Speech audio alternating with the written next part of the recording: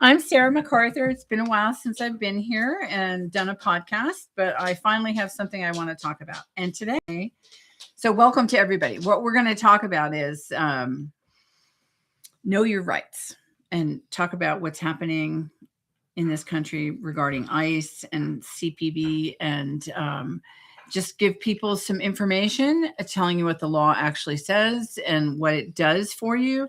So that's the theme of today's topic, and I have a guest here with me today. Hi, I'm Henry Dickman. I'm Yes. a retired attorney. There was a while when I was actually practicing immigration law and doing labor petitions, and then I kind of transitioned to criminal law and also family and mental health law. But I've got, I was born in England, so I went through the whole naturalization process and so on. Good. And I have a long-standing interest in immigration law, and I'm frankly horrified at what is happening. Right. Not surprised particularly, but horrified. Right. You bring up an interesting point, and I hope we have like a couple of seconds to talk about it. Is what was that process like for you to come over here, and how long did it take? It was interesting because I actually got married in New York State. We decided we were going to live in England initially. So my wife was American born. She was born on Long Island. Uh-huh. And we flew back to England the day after the marriage. We did not have a copy of the marriage certificate issued by the state government or whatever. All we had was a church marriage certificate. We had that copy. Okay. They stamped her passport right away, employment authorized. Absolutely no problems, no background check, nothing. Her name was Ellen, my wife at that point. And Ellen really was not very comfortable in England, so we decided to come back to the United States. So I thought, oh, great. Mm-hmm. It's going to be real easy. Just like it was for her. Just like it was for her. And the hoops that I had to go through, there was never any question that it was a genuine marriage or anything like that, but medical exams and all sorts of interviews and questions and so on and so forth. Are they looking for mad cow disease or something? Yeah. So it was a long drawn out process. Yeah. Wow. Okay. Well, that's good because that then allowed you to work initially when you were an attorney as an immigration lawyer? Well, by the time I became a citizen in 1985, so a little over 40 years ago. Mm-hmm. And I didn't start practicing law until I graduated law school in 87. I was a little older than some students. So I didn't actually start practicing, I think, until 88. So by that time I was a citizen. And as far as I know, the Supreme Court had actually said that you can't bar permanent residents from practicing law. Oh, I didn't even know that was a consideration. I can't remember that case, but some states had laws otherwise that said you had to be a citizen, and I think that the this Supreme Court would not probably overturn that state law. But in any event, there probably are still states that require you to be a U.S. citizen before you can practice law. Wow, I hadn't even thought about that. Yeah, that's probably a whole nother topic, and the Supreme Court itself is a whole nother topic we could get into. Okay, so I guess the thing that I want to point out to anyone who's listening is it is a scary time in the United States. We're 1 year and 1 month in, or 1 year and 8 days into this presidency, the second 2.0 of Trump. And they are going full throttle into really trying to remake this country into his image. He's got Stephen Miller working for him, and Stephen Miller is a pretty scary guy. So they have been committing trauma particularly in Minneapolis, Minnesota, but they've also sent troops in and done various things in LA and Chicago and other things. They were kind of testing the water, and now they've gone full throttle. They've got Customs and Border Patrol up in Minneapolis, which that is outside the scope of work. We believe that it's outside their domain. And so they have essentially done some real damage to people. We have had a number of people, at least 8 deaths in the last year in ICE custody, as well as 30 shootings by immigration agents since January of 2025.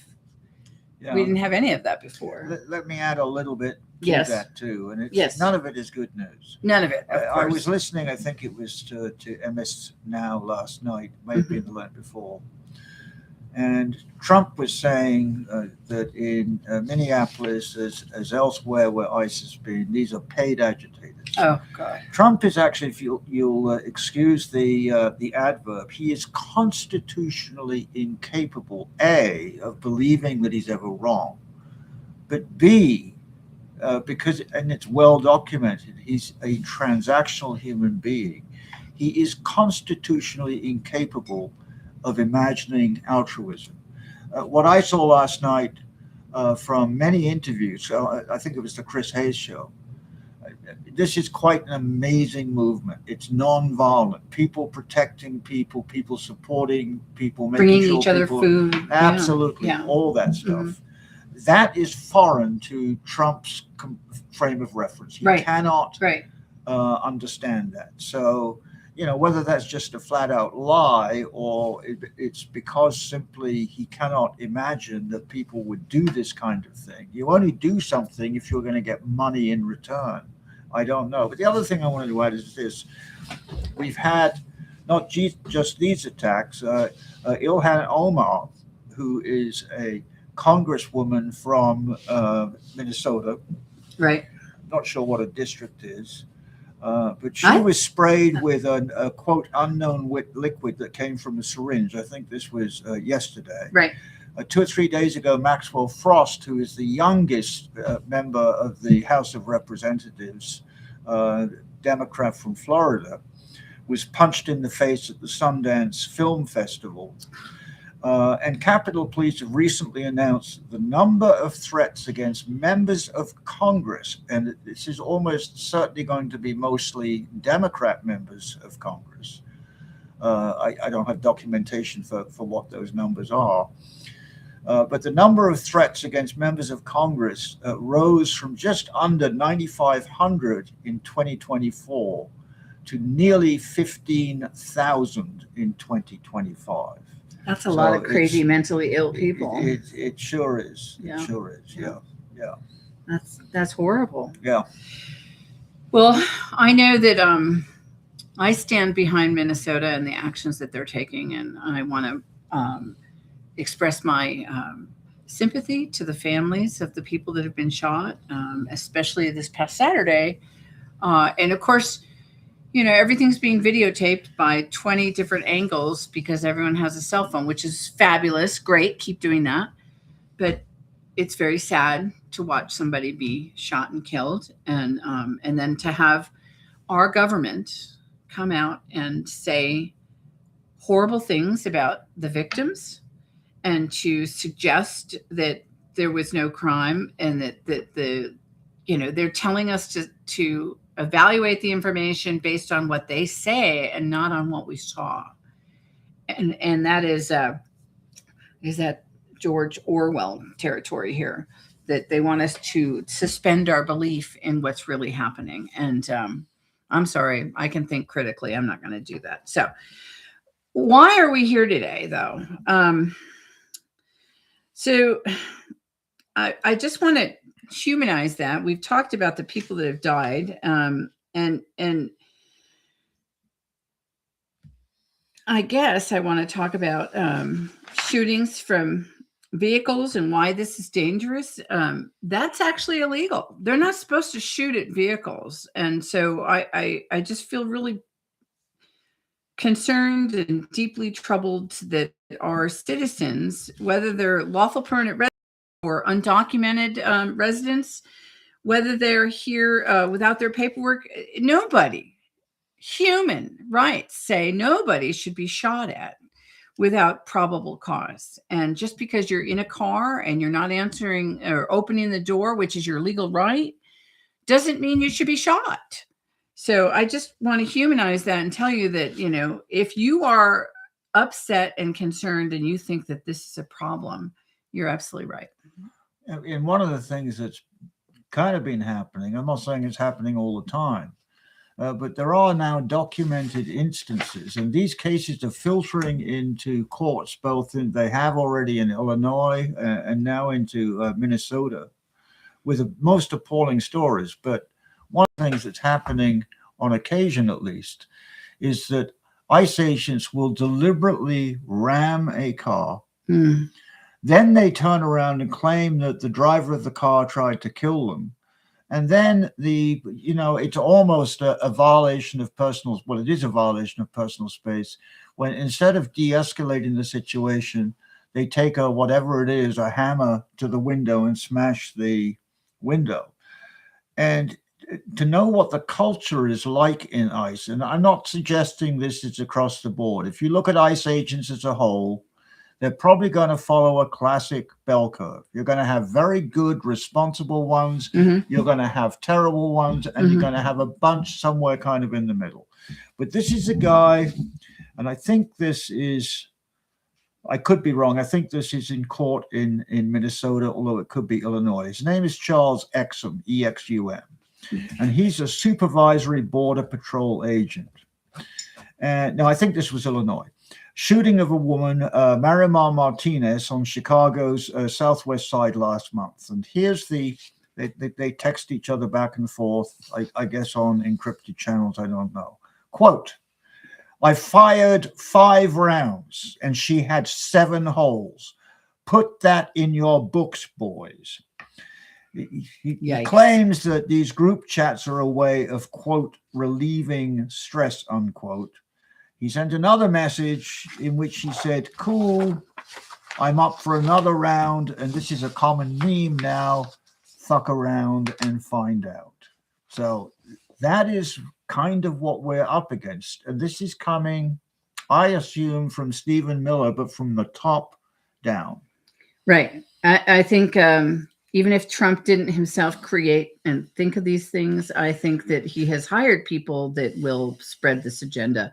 And again, there are good officers out there. Let's emphasize that. Sure. And but there are also officers that are being hired and being given very minimal training, 47 days from what I understand, because it represents the president. And so they are ill-equipped to understand first of all, what the rules and the limitations of their actual office are. And one of the things that I'd like to see the mainstream media do is to actually start talking in direct correlation to what their mandate is.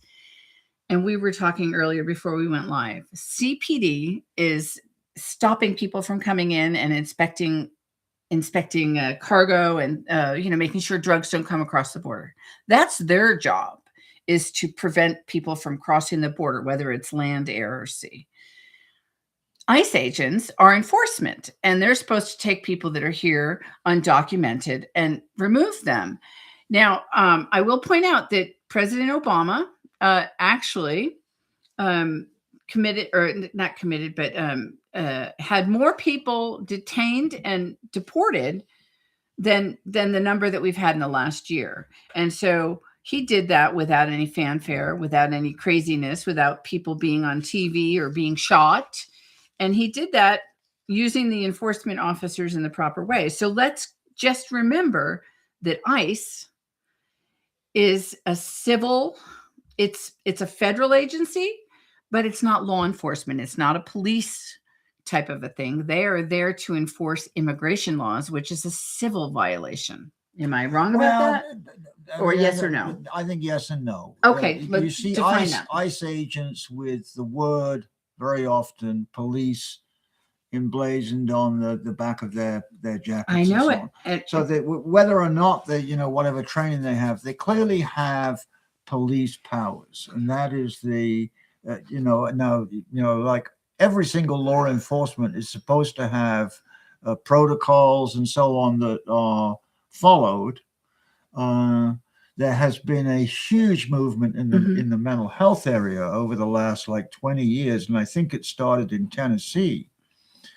But our own police force here in Roswell has done some of this. Is de-escalation training, right? because particularly if you actually have people with mental illness, the situations can very, very quickly get out of hand.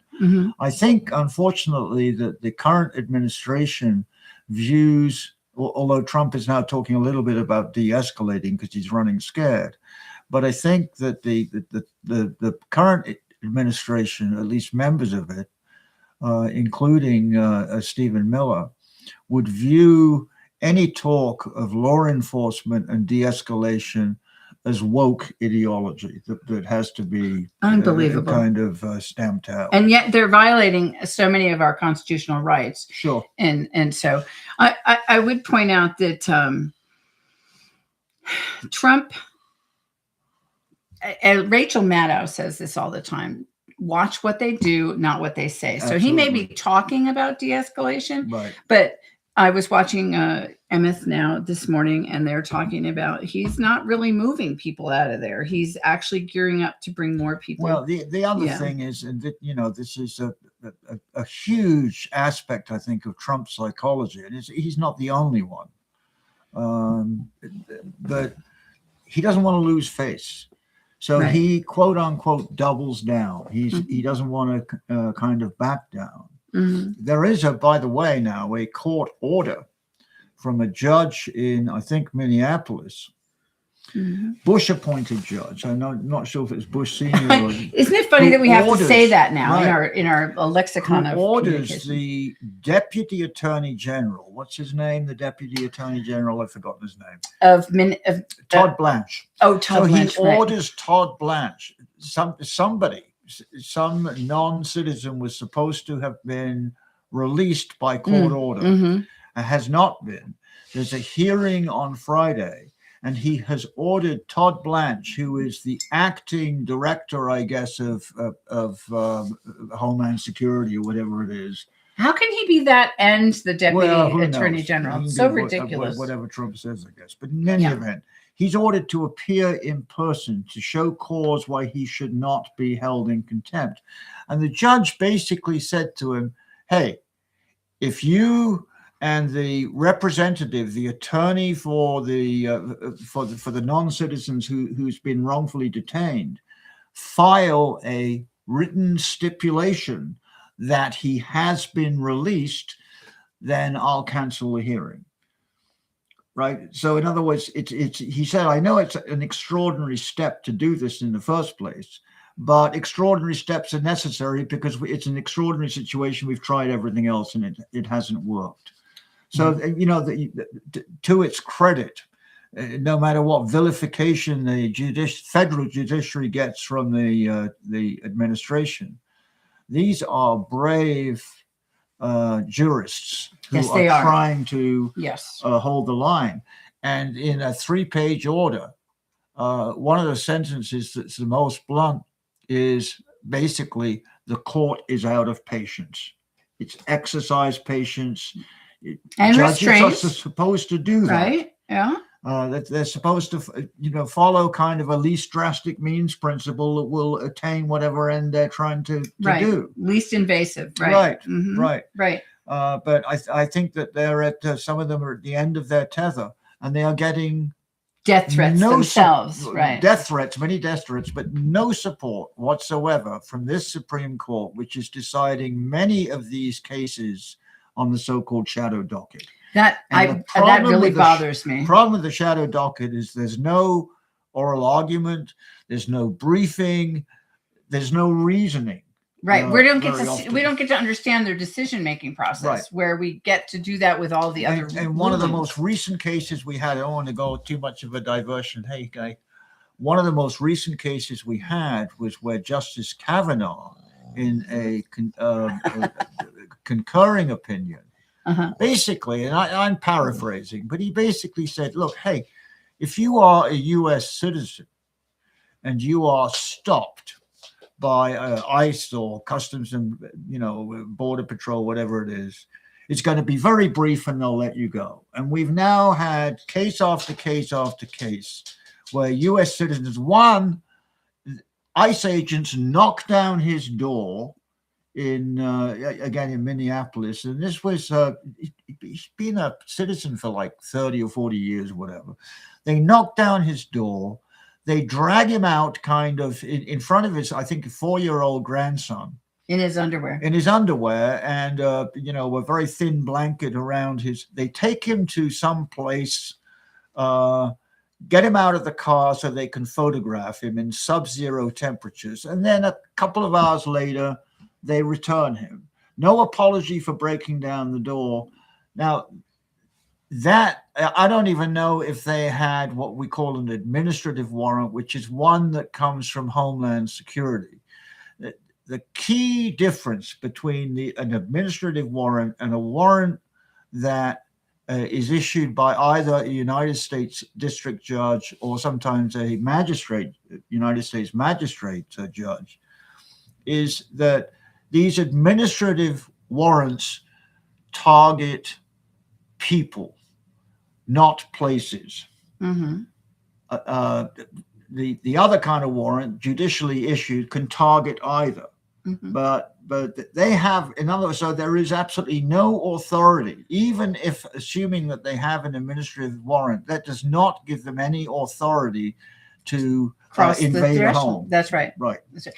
The other interesting point, and we're kind of getting a little off my little schedule, but we'll get back on in a second. And I do want to follow this up with the thought that administrative warrants is like the chicken and the fox, right? So the fox is looking for the chicken. So they look at the other fox and they say, hey, would you give me permission to go in the hen house? And the fox says, sure. Yeah. That's what an administrative warrant is. But a judicial warrant is where you go before an impartial person, say the cow. And the cow instead says, I don't think that either one of you foxes should go in there because you don't know if that's the right chicken. Right. And that is the analogy I can come up with just off the top of my head. Yeah. But the truth is that when you go to get the judicial warrant, they have to show probable cause. They have to show a reason that they need to enter the home or enter the vehicle or any of those things. And an impartial judge who has no vested interest one way or the other in the outcome of that. And when I say vested interest, what I'm saying is that in the instance of this gentleman that they dragged out in his underwear, which was a shame, a crying shame, is they get credit, apparently. And I don't know where I can verify this, but the talk on the shows, on the talk shows is that there is some quota for ICE to make X amount of arrests a day, say 3,000. Well, I think that's Stephen Miller is undoubtedly kind of the at least one of the prime movers in all of this. I wanted to go back to the warrant thing for a second. Yes, sir. The other thing that's important to know is that when you have a judicial warrant, mm-hmm. it is based on a sworn under the penalty of perjury affidavit. That affidavit becomes part of the record, and that means it's subject to appellate review. Was there really probable cause? Was this really whatever?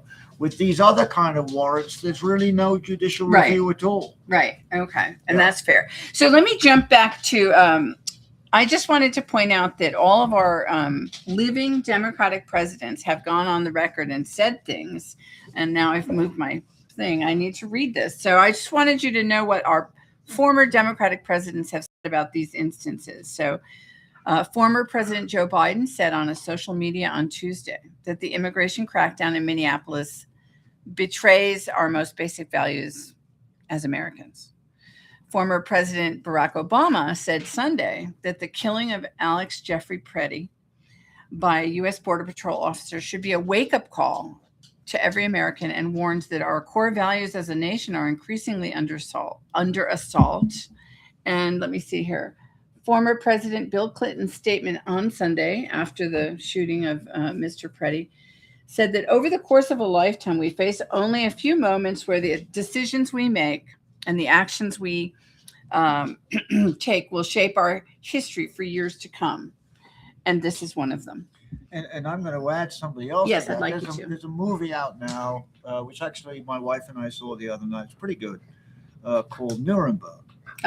Okay. I've been wanting to see that. One of the figures in Nuremberg is the chief United States prosecutor. And there was a whole deal as to whether or not, he was going to be prosecutor, whether they wanted to prosecute them or just hang these Nazis and so on. Robert Jackson. Jackson, he was in line to be a chief justice. That never happened, but he was on the Supreme Court for, 13 or 14 years, 41 to 54. And one of he's got lots of wonderful quotes, but one of them is, "We can afford no liberties with liberty itself." And according to Jackson, in his summation for the prosecution on July 26, 1946, and I'm quoting directly, because lying is a huge issue in this. You get what happened, what you see on the videos, and what they say happened. According to Jackson, in his summation for the prosecution, July 26, 1946, is the Nuremberg trials, quote, "Lying has always been a highly approved Nazi technique. Hitler, in Mein Kampf, advocated mendacity as a policy." Well, that's what we have now. We have mendacity as public policy. I'm going to go on record and say that the media is mendacious as well. Sure. And they are hook, line, and sinker. They are also being mendacious about what they report or don't report. And it's only because, and this is important, pay attention to this, it's only because of people out in the streets protesting that things are maybe taking a turn, or we're hopefully, at least we're giving resistance. And without that resistance, the mendaciousness of all of our government right now, this Kristi Noem woman getting up there and just lying and saying he's brandishing a weapon and he put them in danger and this and that. It's just absolutely not true. But beyond that, beyond how crazy all of that is that President Trump has been lying to us for 10 years, and half of this country thinks that what he says is true, and the other, and they're being aided and abetted by the media, and now they're being aided and abetted by AI and the corporations, and they're playing into that, and they are dividing us. And so while they are stripping and they are strip mining this country for all the money that they can get, they are keeping us all at each other's throats. And I just throw that in there. Yeah, I guess divide and rule, right? Exactly. So let's go to what you guys can do. What is ICE allowed to do and what are they not allowed to do? And this gives you the legal framework before diving into our rights. If you want to explain these? Oh, now which page are we on? I'm on page 2 of my notes, and it says attorney can explain. So, yeah, ICE as a civil enforcement agency, right? For the most part, yes. There is a sort of crossover. It's like a Venn diagram. There are some immigration offenses that are, in fact, felonies.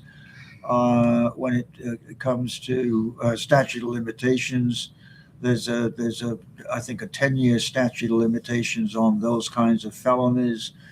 When we talk about what they're allowed to do and what they're not allowed to do, my advice to people is, imagine you're a four-way stop, and you come to a full stop, and your wheels stop turning before the person on the left.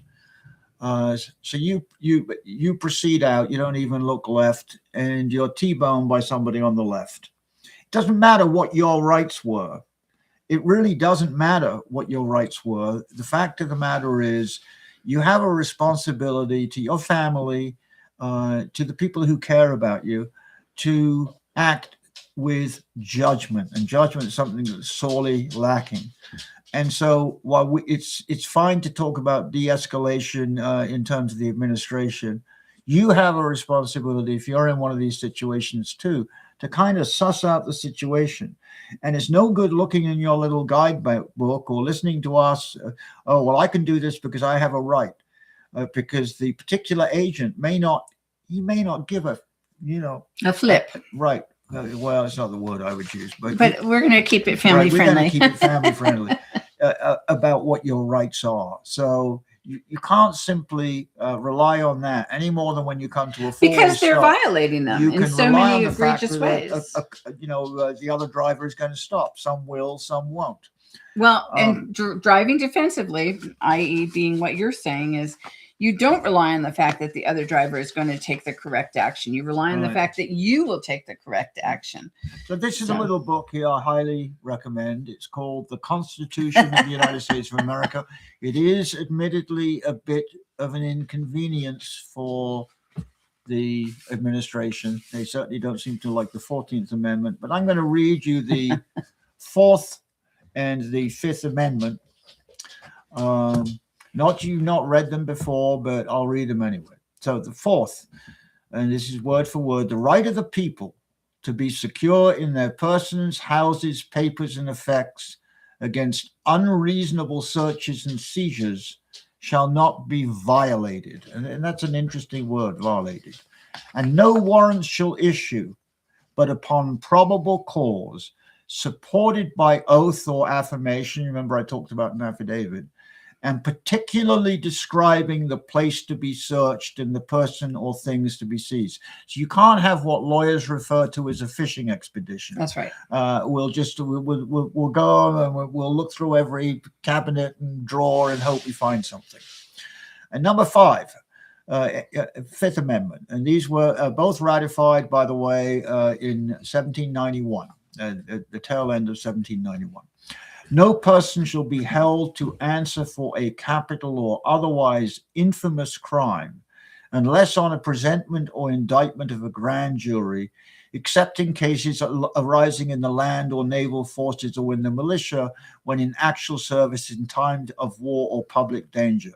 Nor shall any person be subject for the same offense to be twice put in jeopardy of life or limb, nor shall be compelled in any criminal case to be a witness against himself, nor, and this is echoed in the 14th Amendment, nor be deprived of life, liberty, or property without due process of law, nor shall private property be taken for public use without just compensation. So that notion of not being deprived of life, liberty, or property, and you certainly are being deprived of liberty, at least, and property, when an ICE agent comes up to your door, doesn't talk to you or anything, and smashes your window down. That's right. You know? That's right. I cannot imagine what that would feel like. What that would do to your brain chemistry, but it's right. Yeah. So they are supposed to be limited by those, and then the next thing they are governed by is what they still call the INS, which was Immigration and Naturalization Service. Right. They haven't updated that to call it. Well, I think it's now something United States citizens. It's turned from a service to a kind of enforcement mechanism. Right. So the term service has disappeared. They have actual written laws about what they can and can't do, and they are actually guided by the Civil Rights Enforcement Agency. They're not supposed to enter your home without a judicial warrant. They're not supposed to force local police to participate in the enforcement, and they're not supposed to detain U.S. citizens. Now, something interesting about that is there's some Department of Homeland Security thing going through Congress, and the Democrats issued several days ago an amendment saying you cannot detain U.S. citizens or deport them. Mm-hmm. Well, it went to the White House, and the White House and Stephen Miller and Donald Trump crossed that amendment, and said we won't sign it if this is still in there. Basically, they removed the ban on deporting U.S. citizens. That's scary. Well, that's not, and again, that is not something that even if the Congress, because there's some drastic legislation going through Congress attacking naturalized citizens and so on, but Congress cannot override the Constitution. That's right. Mm-hmm. And so you cannot deport U.S. citizens. So it'll end up in the Supreme Court, and let's hope this time they actually follow the law. But the other thing is to know is that, and I don't know, I, I, I read different advice on this, but that if you are a U.S. citizen, whether by birth or by naturalization, there's some folks will say, well, you probably should carry identification with you. What the law is that anybody who is not a citizen over the age of 18 in the United States has to carry identification at all times. So that includes green card holders and all the rest of it. Visa, H-1B visa holders, There is no law requiring United States citizens, whether by birth or by naturalization, to carry identification. And I think that's a sort of personal decision that you have to make as to whether I kind of went halfway. I have both a U.S. passport and a passport card. And I didn't want to carry the passport card in the car, so I photocopied it. You can check out the data on this and so on and so forth. They just need to see the first page of your passport. So if you want to copy it and put it in your wallet.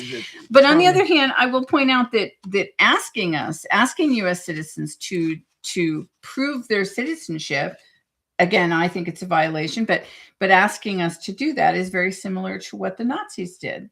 Yes, your papers, please. Yes, pass your papers. And there are YouTube videos that you can watch where people have actually resisted that.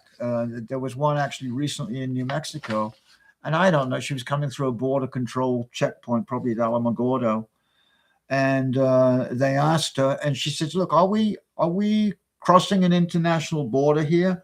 And she had this back and forth. She was a school teacher and asking them all sorts of questions and so on. And eventually they let her go.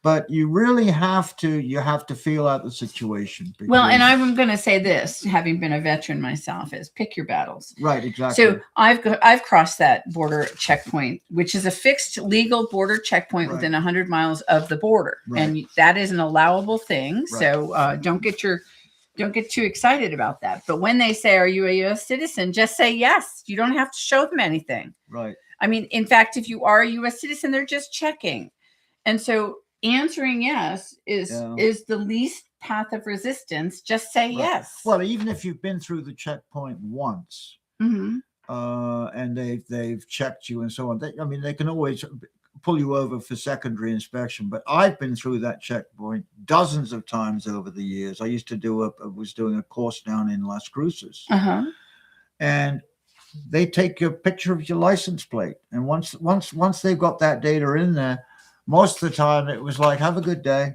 Well, and I don't know if anybody knows this, but on the approach both ways, there are a series of cameras. They're taking pictures of you anyway. Sure. Yeah. Okay. So they are not, the last thing that ICE is not supposed to do, which we've seen on YouTube videos and other things, they're not supposed to block you from filming in public. And I recently saw an ICE agent went and took pictures of her car and her license plate. And she said, "What are you doing that for?" And he goes, "Because you're filming us. And now you're going to be on the domestic terrorist list." Well, that's a really nasty threat. It's just ridiculous anyway on its face, but we are in fact allowed to do that. What we're not allowed to do is to interfere with them.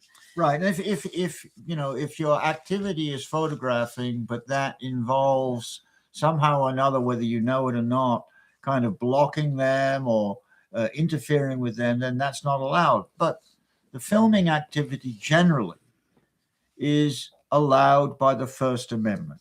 That's right. Congress shall make no law, abridging freedom of speech. So ICE can conduct civil immigration arrests in public spaces.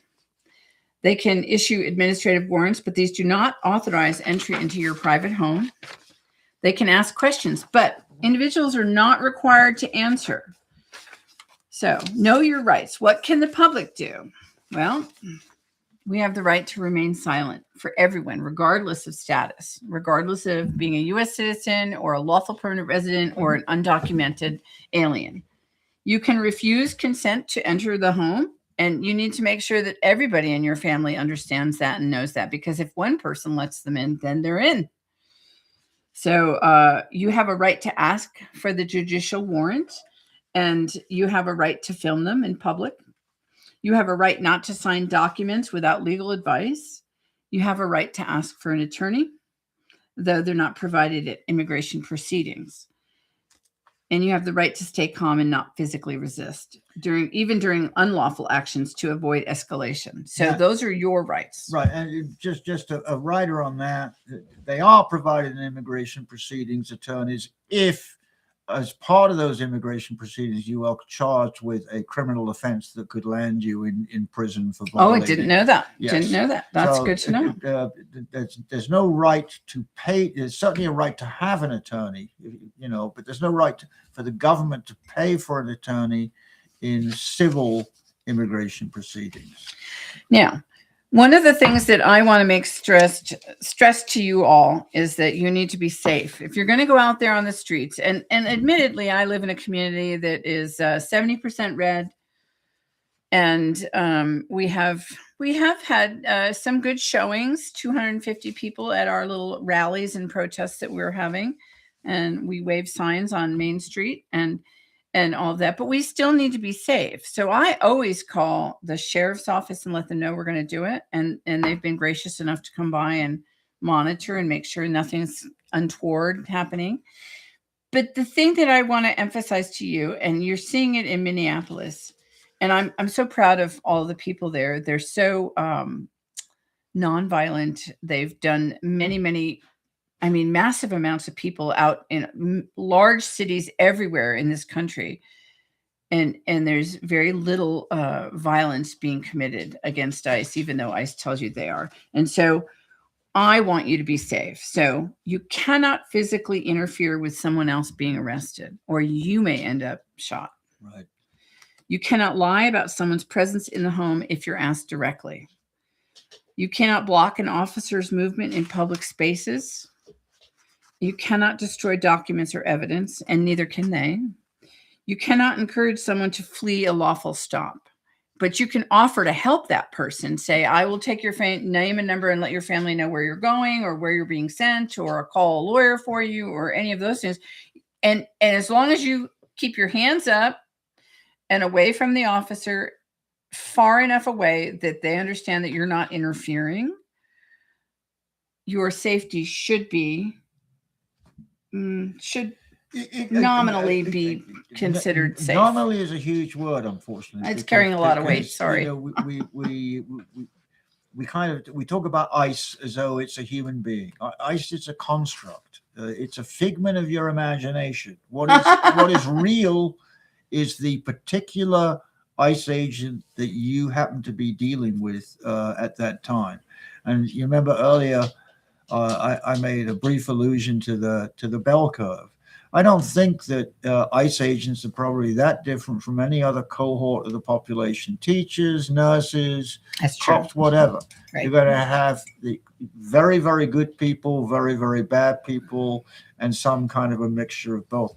And you have to do the best you can, because it's not worth sacrificing your life because you've made a not very protective judgment call about where somebody's coming from. Okay. And that there are undoubtedly going to be some agents out there that putting your hands up ain't enough. Well, again, we have officers on the full spectrum, some that are extremely trained and well thought of and would never harm anyone. Right. And then others that are, joining the force so that they can. The guy I mentioned, by the way, who said, we 5 bullets, I fired 5 bullets. Seven. Put that in your right, book. Yeah, 7. I can't remember, but he had 10, 12 or more years experience. This was not a new recruit. He was a supervisor with quite a lot of experience. Yeah. So it's kind of like part of the culture. Well, and the culture is, being a woman, I can say this. I won't ask you to join in on this, but when Renee Good got shot and it came out a couple of days later that the video camera that the policeman had, he was heard saying after he shot her all those times, he called her an effing itch. Yeah. And, when a man says that, it means you're in full control. It means that they basically feel diminished in their capacity, and they want to express that they're angry with you, and they somehow want to gain the upper hand. Well, he sure gained the upper hand there, didn't he? But boy, I have personally been called that on many occasions, because I'm not going to tolerate, in many ways, I personally will not tolerate a man being a dick to me. No, there's no reason to be. Right. I mean, unfortunately, we have kind of growing instances of women hatred or misogyny. And So I'm going to ask you, and I'm asking him this without any warning whatsoever. Can you explain the difference between lawful non-cooperation and obstruction of justice? This is, if you imagine a Venn diagram. Okay. So you've got two circles like this. Uh-huh. And you want to think, well, that you got this one here, it's either or it's or. It's not the way that it works. There's going to be a huge overlap between, and the usual determinant of whether or not this was reasonable, lawful, whatever, is going to be the totality of the circumstances, which presupposes some kind of judicial inquiry and so on. What they will construct as non-cooperation or obstruction and so on, it can vary widely. With the Alex Preddy case, and it's interesting because the Alex Preddy had a firearm on, and it had this administration, more than any other in U.S. history, has fetishized the Second Amendment. And now it turns out that somebody is exercising his right to bear arms. He's not threatening anybody. They discover the gun when he's on the ground and his jacket rides up, and somebody yells gun. Right. And then Trump gives a little sermon about, well, it's not good to show up to I couldn't help but think of Charlie Kirk, who I can't remember when he passed away now, but it was shot. I think it was in May.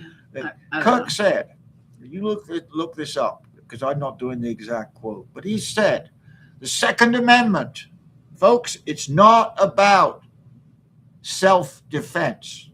The Second Amendment is about defending against government tyranny. Yes, I actually have seen that before. So yeah.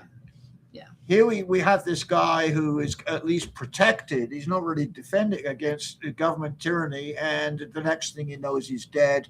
And now we're getting a lecture on the fact, well, he shouldn't have had a firearm, even though he's got a carry permit. Here, goodness knows what else. I'm going to read this statement that I had looked at. It says, the mental gymnastics to accuse Obama of doing mass wait, hold on, that's not the right one. Oh well, okay, sorry. But they twisted themselves into pretzels over, what was that guy's name in Kenosha, Wisconsin? Yeah, I remember. Rittenhouse. Yes. Kyle Rittenhouse. Yeah. And everybody defended his right to bring a long rifle that legally wasn't purchased across state lines so that he could then protect people at the protest, when in fact what he did was he shot 3 people and 2 of them died. Right. And so, it's the 180 opposite of what they're saying now. He should never have brought a gun. But back then it was totally okay to bring a long rifle and actually kill people with it. Yeah. It's just ridiculous. Yeah. So let's see. What are the legal issues when ICE fires into a vehicle? Because they're not supposed to do that. As it's my understanding, you shouldn't be shooting into any kind of vehicle. First of all, bear in mind the fact that the protocols that would, if they shoot into a vehicle, doesn't make any difference at all whether somebody is actually hit by a bullet, is killed by a bullet. The use by law enforcement, ICE, whatever, of a firearm by firing it into a vehicle is the use of deadly force. There are supposedly rules that govern the use of deadly force. And the general rule is that whether it's self-defense, defense of another, or if you're a law enforcement officer, is you are not supposed to use any more force than is required, reasonably required, to kind of control the situation. So to start out And very often these cars have tinted windows. I don't know if these ones did, which makes it difficult to get facial cues from them because you can't see them. So you may not even know how many occupants. They've had cars fired out with kids in them, sometimes young kids. Right, exactly. There is no set of rules that says, at least at this time, January the 28th, 2026, it may change tomorrow, that simply firing a weapon into a car, an automobile, as kind of a first step is reasonable. Mm-hmm. It is on its face unreasonable, no matter how you try to parse that, so on. It just is. And from everything that I've read, it says police training is that you're not supposed to stand or step in front of a vehicle, which in the instance of Renee Good, the officer you're not did. supposed to create a danger to yourself. Right.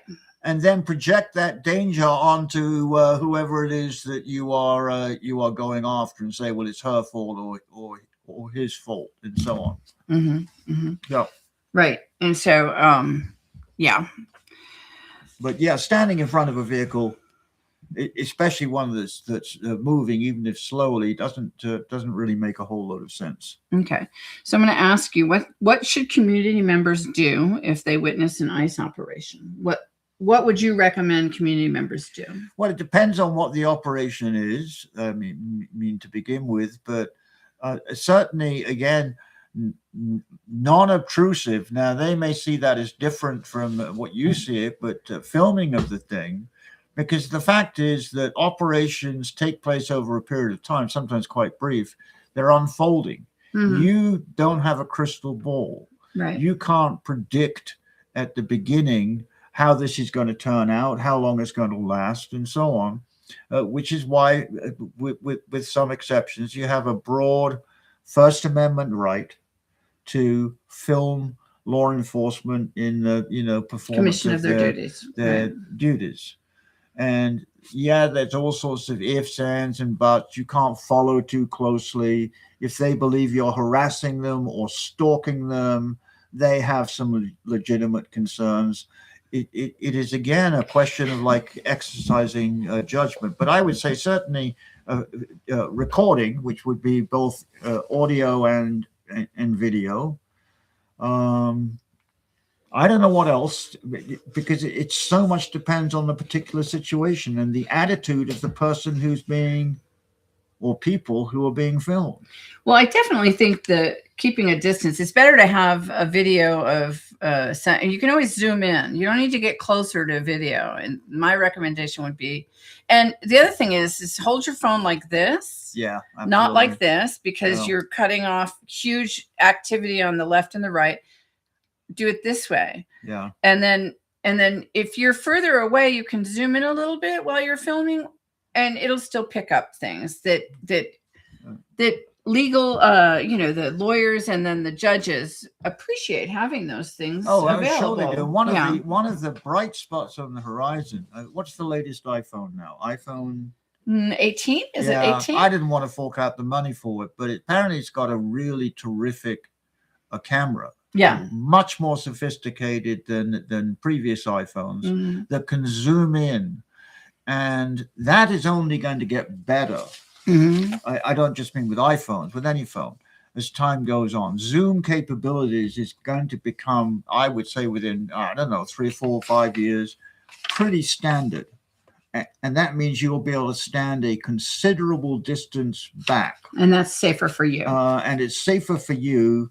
It may even mean that if you think of the principle of quantum physics, the uncertainty principle, and with space and position and so on and so forth, there's an uncertainty principle that applies to human behavior as well, which is the very act of observing something tends to change what it is you're observing. People do respond differently when they realize that they're, I'm so sorry. It's my latest request for me. If you have a camera that enables you to be a long way back, it's possible that you could be filming on occasion without them realizing that you are filming. That's okay. And, So we're kind of getting, we're at the 54-minute mark. So Okay. I want to kind of wind it up a little bit. But what I want to do is I want to give listeners some actionable steps. So you need to prepare your families, especially if you're here and you're undocumented. So what do I mean by that? So there are a lot of mixed families where they have some people that are citizens and some that have LPR cards and some that do not. It is wise for families that come with those mixed statuses to prepare yourselves. What's going to happen in my family if this happens, if he Right. gets picked up? Have those discussions. They're a little bit hard. Know what you want to do with your children if the mom and the dad get picked up. So take steps to prepare yourself. Copy documents in advance. So if you have a passport, or you have an LPR card, or you have a state card, make sure you have copies of those that the family can show, because if one person does get picked up, you have to prove who that person is, and maybe they've already taken the IDs and they're not going to give them to you, or they're not going to tell you that they have them because they're like, well, we're not spelling it the same way, so we don't know. You just don't know what's going to happen. So be prepared and make your emergency plans. Now, I would like you to tell them how to tell the difference between a judicial warrant and a regular administrative warrant. Well, from first of all, House. the only way you can tell the difference is if they show it to you. But focus on the judicial warrant, because Right.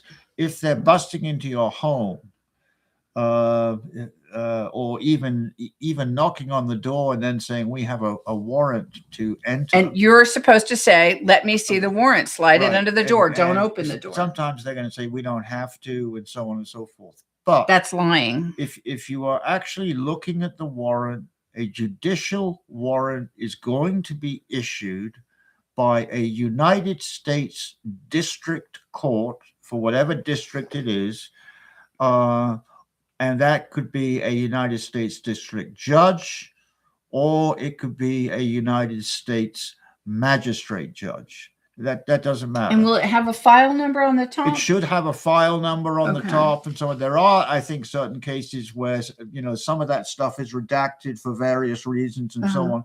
But you certainly should be seeing not simply the court name and so on, but you should be seeing a raised seal, like an embossed seal on that. And a warrant, judge's signature. and a judge's in the original signature. Anybody can fake a copy. But that's the essential difference. If it comes from Homeland Security, it's going to be signed by an official at Homeland Security, presumably with a title. That's what's known as an administrative warrant. And it's a very, very much, but it does not give them authority to come into your home unless you give consent. And you don't have to give consent. And you don't have to give consent. So we've talked about filming and documenting and making sure your camera's date stamp is correct so that people know what time and date that you're filming. Look up local immigration rights organizations. So since I'm doing this for the general public everywhere in New Mexico, but also across the United States, anybody can share this. And I would love that you would do that. I'm not going to do that, but I'm asking you to go and look it up. And one of the places you can go is ilrc.me/protect. And that is the immigration.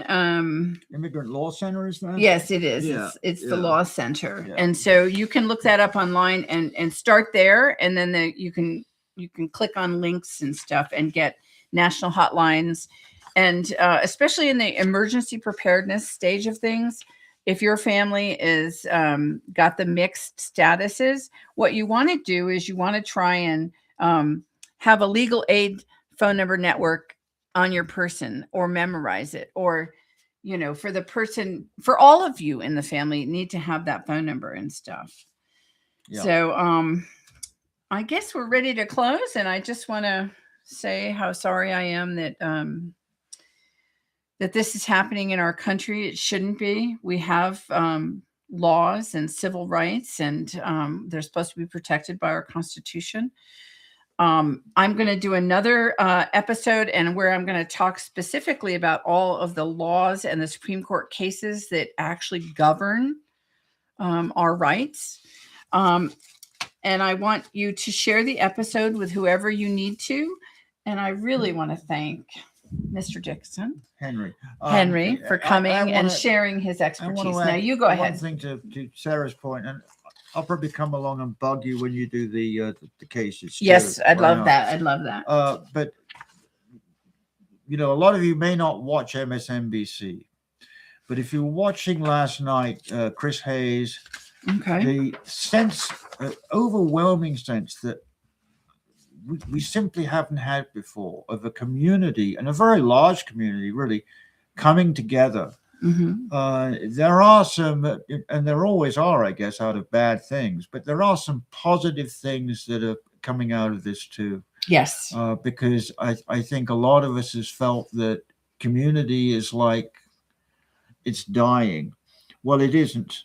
No. And I think Minnesota has set the gold standard. Yes.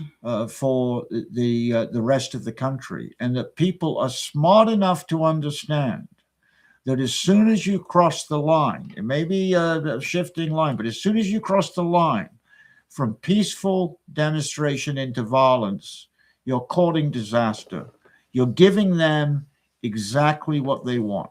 My theory is that that's what the administration was anticipating and in a way hoping for. That's right. So that they could come down harder. Be peaceful.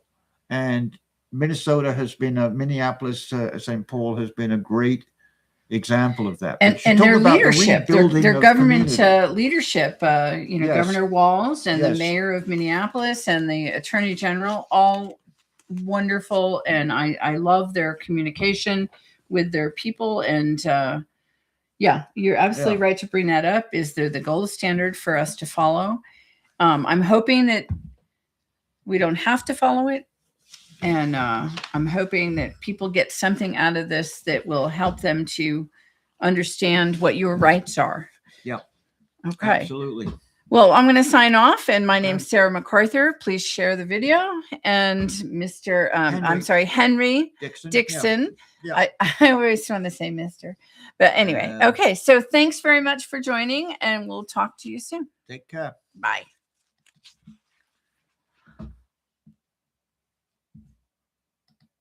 Well,